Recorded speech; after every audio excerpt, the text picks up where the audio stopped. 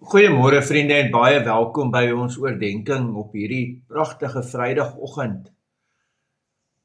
Ja, ek hoop dit gaan met jou goed. Ek self het 'n baie rowwe week gehad, so ek is bly dis naweek.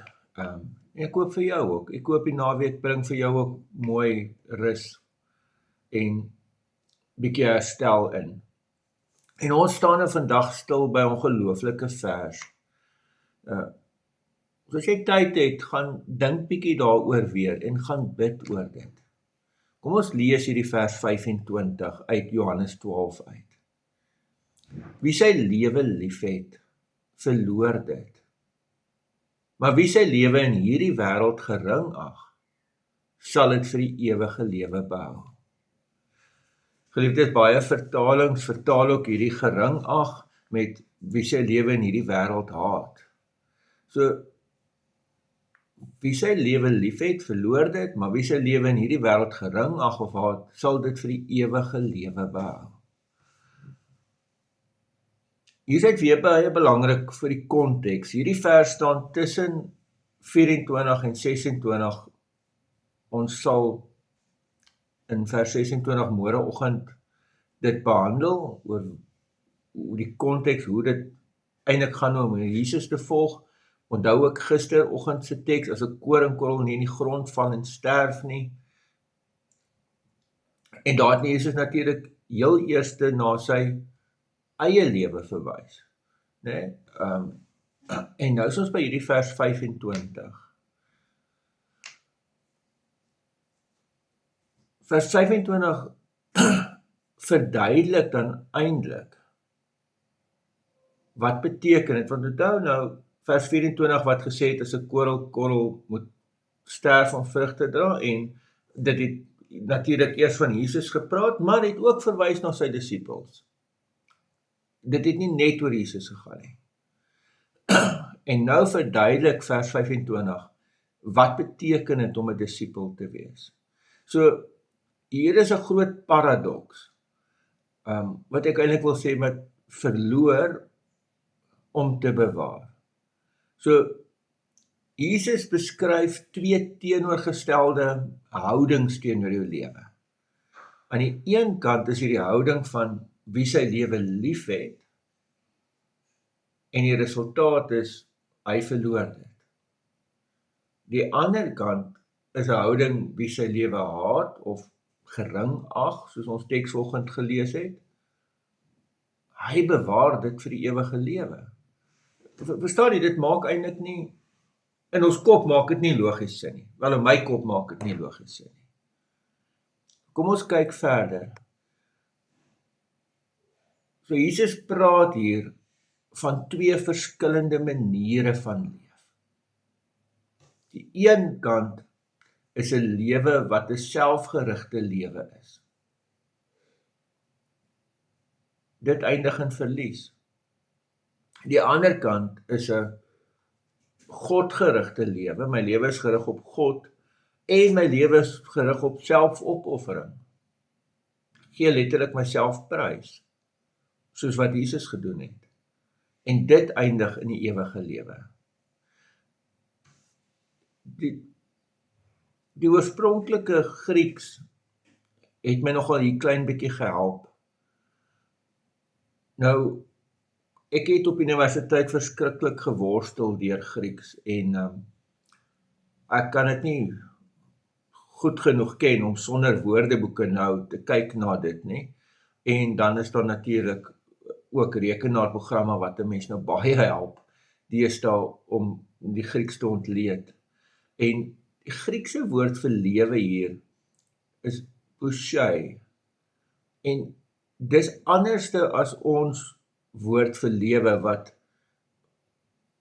dit beteken meer as net biologiese lewe. Want hierdie woord sluit in jouself, jou identiteit, jou siel, letterlik jou hele bestaan.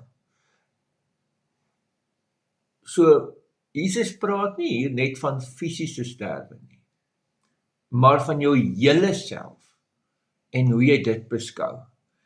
En dan Die een het ek daarom onthou nog uit my Grieks uit. Die lief hê, as jy wie sy lewe lief het, die woord wat die gebruik word is phileo. Dit beteken om lief te hê, maar het beteken ook om vas te klou, om te koester. Nou, dis alles, ek meen, baie mooi terme, né? As jy nou dink in terme van 'n baie goeie vriend, of in terme van jou geliefdes by die huis, jou kinders of jou vrou, maar as ek nou dit in die konteks hier lees, en onthou nou veral om hierdie om vas te klou, en te koester, dis wat vir my belangrik is, dan beteken dit hier om jou eie lewe eerste te stel, en om dit te beskerm, en eintlik te beheer vir jouself. Die woord haat, miseo, is nie hierdie emosionele kwaad haat nie. Dit beteken net om dit tweede te stel, om nie eerste prioriteit te gee nie, om afstand te doen indien nodig. En dis dieselfde woord wat in Lukas 14 vers 26 gebruik word, wanneer Jesus oor ons familie praat. Dan beteken dit nie letterlik jy moet hulle haat nie. Dit beteken Christus kom eerste. So in die konteks hier beteken dit ek stel my lewe tweede. Dit is nie die hoogste prioriteit nie. En ek is bereid om afstand te doen van dit indien nodig. So wie bereid is om sy eie lewe tweede te stel ter wille van Christus? Dis die punt hier. En vriende, dan het ons natuurlik, as jy Johannes lees, baie mooi lees. Kom ek sê dit net weer, want sekere woorde wat baie belangrik is. Onthou die woord wêreld in Johannes het altyd 'n negatiewe konnotasie. Dit het ek al vir verduidelik toe ons Johannes 3 vers 16 gedoen het, né? Wat sê so lief het God die wêreld gehad. Maar wêreld staan vir hulle wat teen God is. Die woord wêreld het 'n baie negatiewe konnotasie in Johannes. Daarom gelees maar heeltyd, die wêreld ken hom nie. Julle is nie van hierdie wêreld nie. Nee, hoeveel keer het jy dit gehoor? So, die teks het gesê, wie sy lewe lief het, verloor dit, maar wie sy lewe in hierdie wêreld geringig. So hier is die konteks, in hierdie wêreld, en to kosmotauto, is die Grieks wat daar staan. Nee? So dit wys na die gevalle wêreld, dit wys na die wêreld in opstand teen God. Dit is 'n tydelike bestaan. Dit is, en onthou baie sterk sê ek vir jou heeltyd, dis hoe Johannes dit sien. So in Johannes se briewe, in Johannes se evangelie wat ons hier lees, die 3 briewe van Johannes wat ons het, en in Openbaring. Dis die Johannese geskrifte wat ons het. In daai konteks is wêreld hierdie negatiewe ding. Nie in die ander Bybelse boeke noodwendig nie, maar Johannes skryf so oor dit. So wanneer ons dit verloor, beteken hierdie verloor vernietig, verlore gaan. So dit wys eintlik na geestelike verlies ook. Of mag ons dit anders sê, om die ewige lewe te mis. So as ek my lewe ten alle koste wil bewaar, koester, beskerm, dit wat vir my belangrik is, die gerigtheid op myself, dan sê Jesus, dan sal jy dit verloor. Maar wat jy eintlik verloor, is jou geestelike verlies van die ewige lewe wat jy verloor. Maar as ons lewe prys gee, dan sal God dit bewaar. Nee, dis so belangrik. Wanneer ek self dit probeer bewaar en oppas en koester, dan verloor ek dit. Maar wanneer ek dit prys gee, dan kom tree God in, en dan bewaar hy dit. So, hierdie teks is nie net 'n opdrag nie, julle. Hierdie is eintlik 'n teks met 'n pragtige belofte by. dat God sê, maar hy sal dan my lewe veilig hou.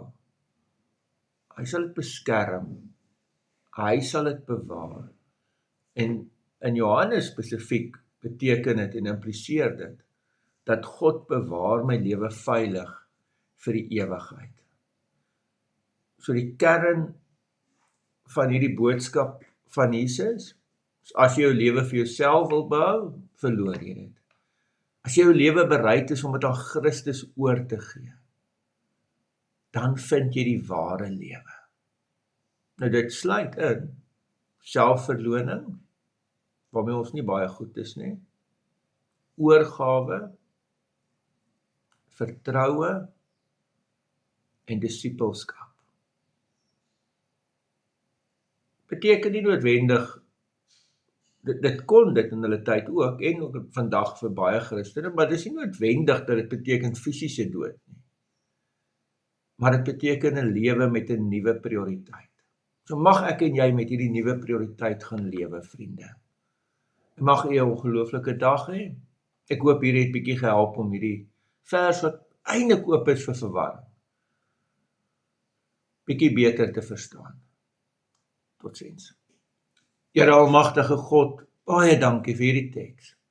Here, dankie dat ons so lekker rustig diep na dit kan kyk en net weet,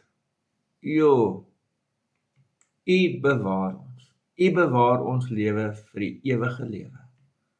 Ons eer U daarvoor. In die naam van ons Here Jesus Christus.